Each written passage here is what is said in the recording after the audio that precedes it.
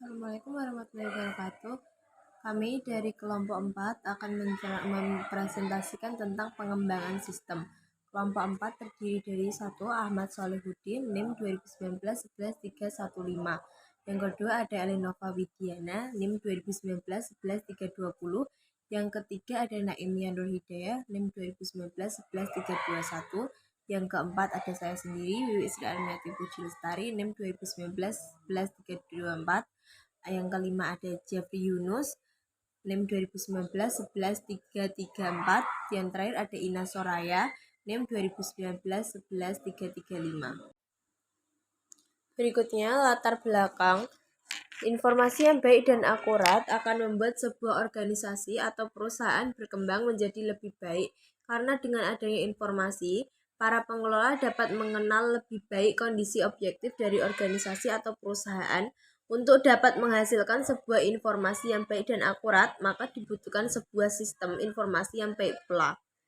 Oleh karena itulah dibutuhkan pengembangan sistem informasi guna memaksimalkan kinerja suatu sistem informasi. Pengembangan sistem informasi ini bertujuan untuk mengoptimalkan proses pencatatan transaksi yang berhubungan dengan penjualan dan persediaan barang, agar proses bisnis perusahaan ini menjadi lebih efektif dan efisien. Hasil yang dicapai yaitu suatu sistem informasi yang dapat mengintegrasikan data-data yang berhubungan dengan laporan yang dibutuhkan, sehingga dapat mengefektifkan proses bisnis yang berjalan dan dapat memberi informasi yang berguna untuk mendukung sistem pengambilan keputusan. Berikutnya, cara mendapatkan sistem. Cara mendapatkan sistem adalah sebagai berikut. Yang pertama, membeli sistem atau program jadi. Sistem dan program yang sudah jadi bersifat sudah siap untuk dipakai. Sistem dan program ini disebut turnkey system atau package software. Alasan disebut turnkey system karena seperti orang membeli rumah, tinggal putar kunci dan masuk rumah.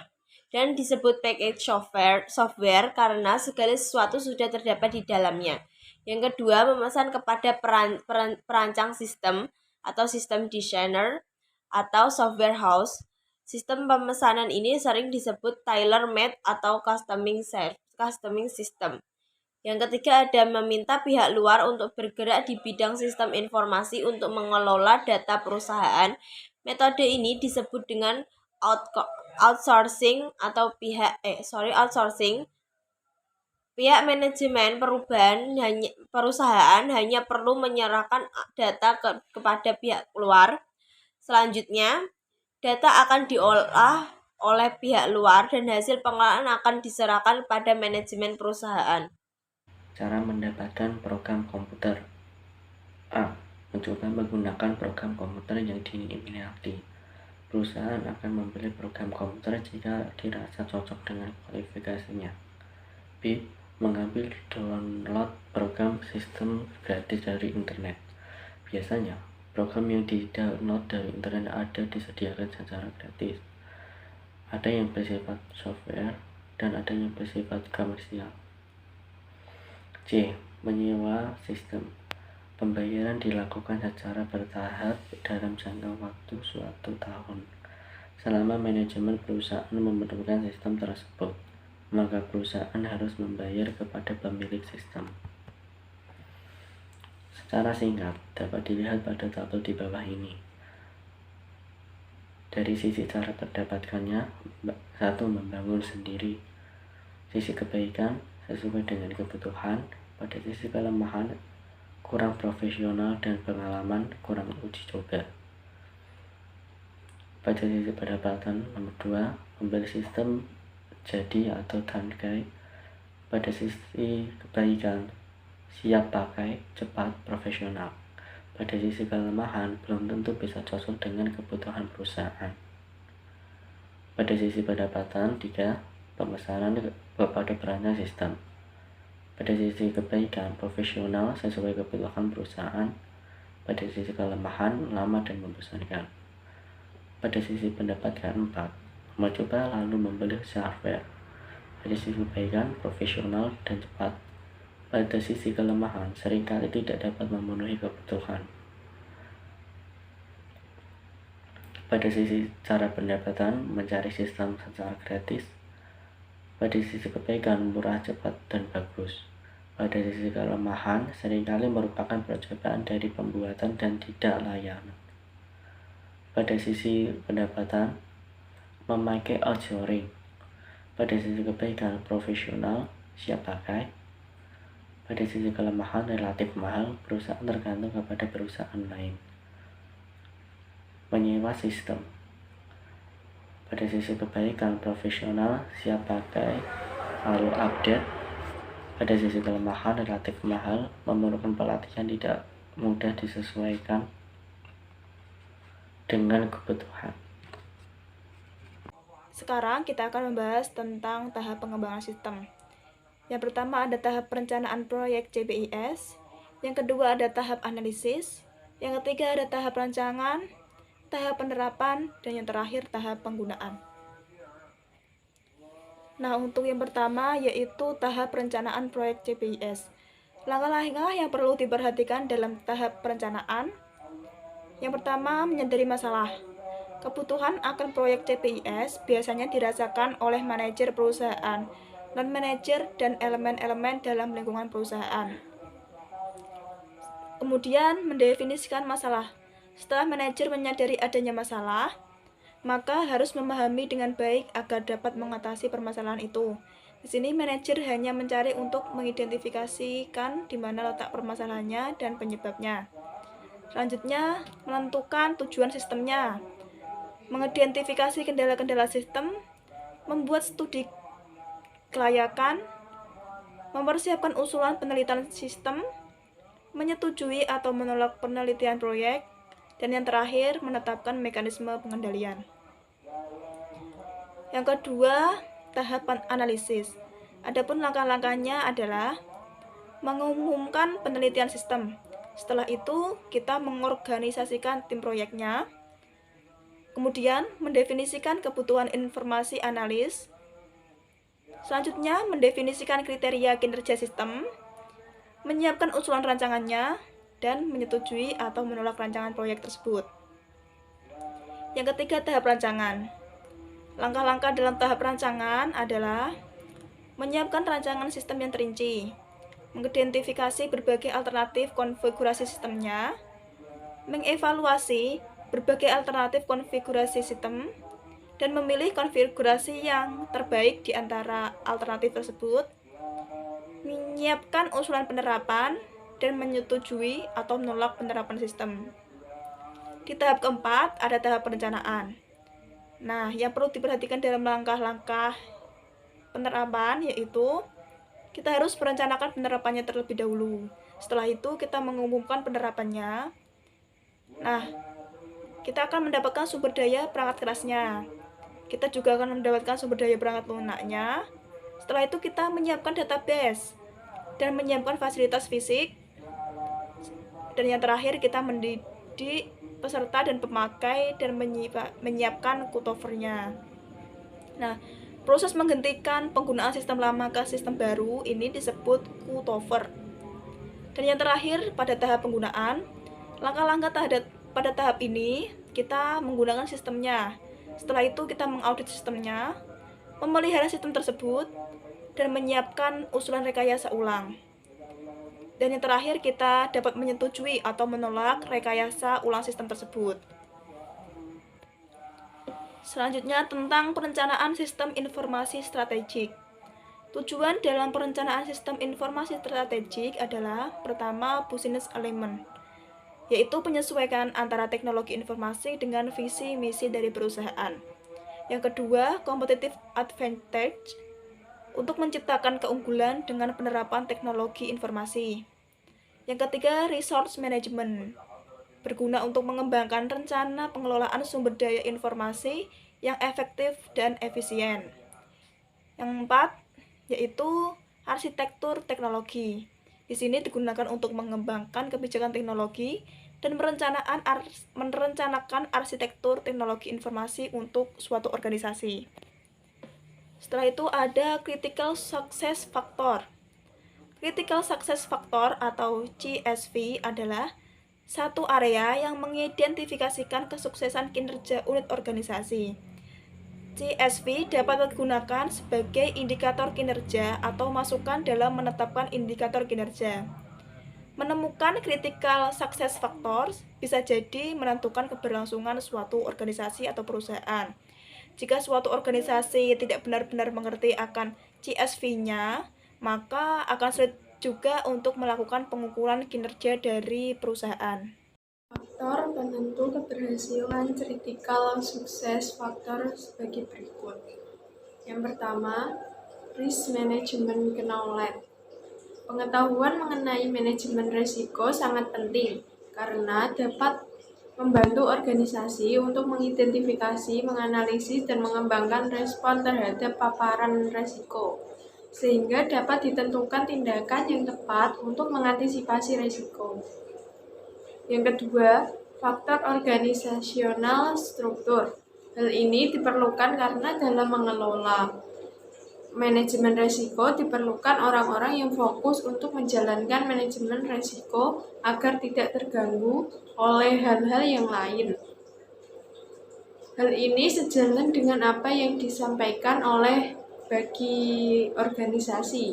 Sangat penting untuk memiliki orang yang bertanggung jawab untuk mengelola dan mengawasi risiko. Ketiga, ada faktor risk monitoring and evaluation. Untuk menghasilkan suatu manajemen risiko yang efektif dan efisien, dapat diperoleh melalui proses monitoring dan evaluasi atas manajemen risiko yang telah dilakukan dengan cara melakukan verifikasi terhadap proses kebijakan dan prosedur manajemen risiko. Yang keempat, faktor kultur. Budaya merupakan kebiasaan yang terus-menerus dilakukan secara berulang dalam organisasi sehingga menghasilkan sesuatu ide, pengetahuan, atau solusi dari suatu masalah. Yang kelima, faktor documentation and reporting. Dokumentasi merupakan sebuah sistem dokumentasi yang digunakan dalam organisasi beserta infrastruktur perangkat keras dan kemampuan perangkat lunaknya. Diperlukan pula pelaporan terhadap kinerja baik dalam jangka pendek atau jangka panjang untuk menilai apakah manajemen risiko yang telah berjalan. Yang keenam, faktor external environment, di mana lingkungan luar merupakan segala entitas di luar lingkungan organisasi yang menyebabkan organisasi tersebut bereaksi.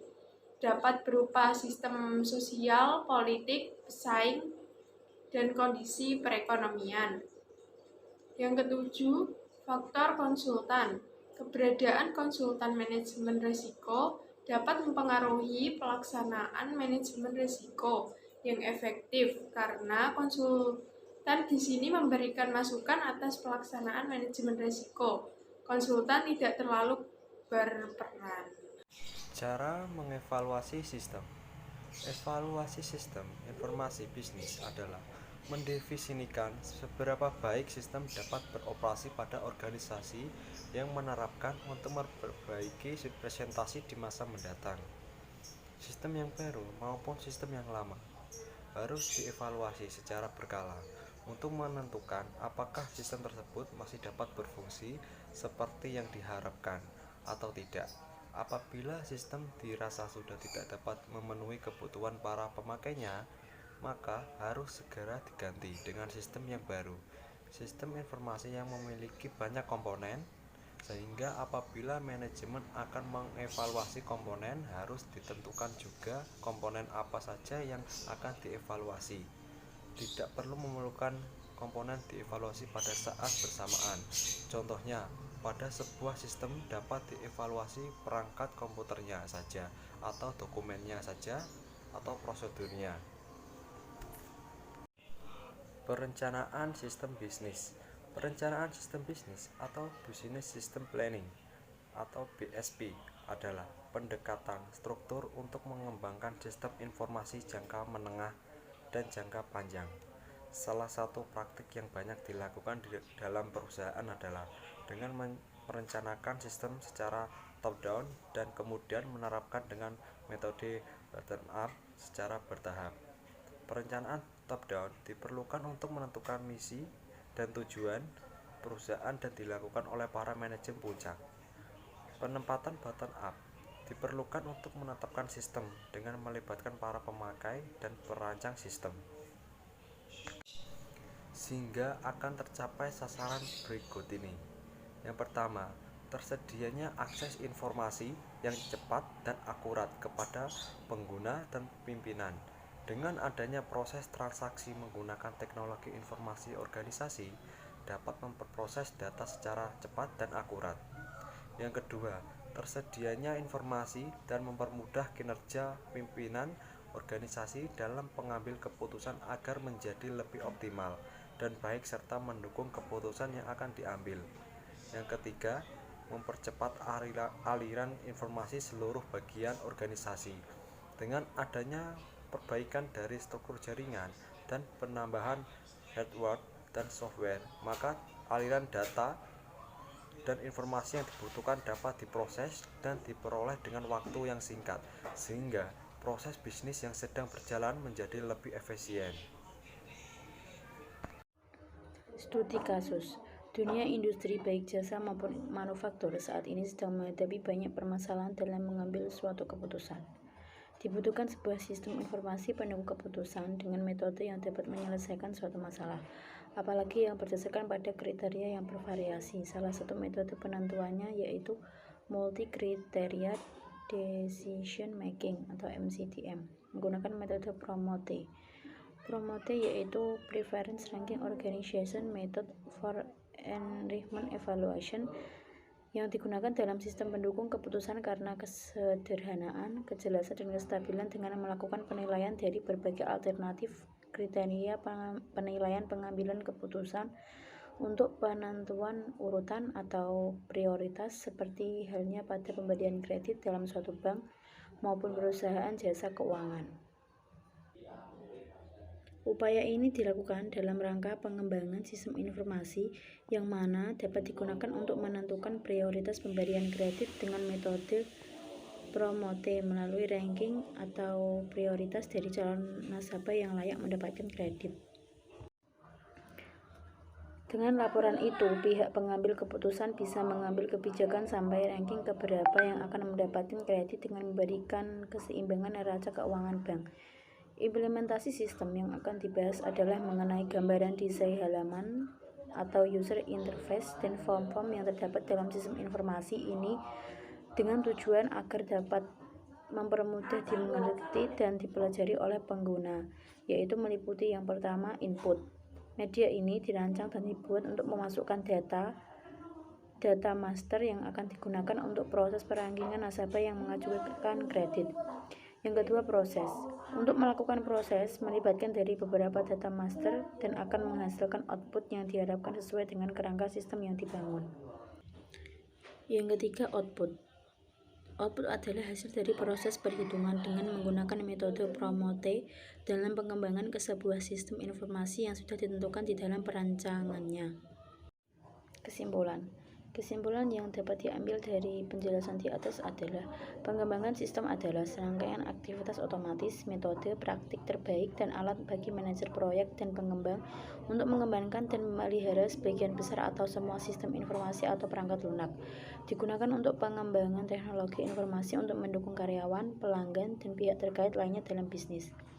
Ada banyak metode alternatif untuk pengembangan sistem, dan masing-masing metode cocok untuk berbagai jenis masalah, seperti yang pertama, siklus hidup sistem, yang membutuhkan pengembangan sistem informasi dalam fase yang sangat normal. Yang kedua, pembuatan prototip melibatkan pembangunan sistem pengujian dengan cepat dan murah untuk digunakan dan dievaluasi oleh pengguna akhir. Yang ketiga, menggunakan perangkat lunak aplikasi untuk mengembangkan sistem informasi dapat menghilangkan kebutuhan untuk membuat program perangkat lunak. Yang keempat, dikembangkan oleh pengguna akhir atau dengan bantuan minimal seorang pakar sistem informasi.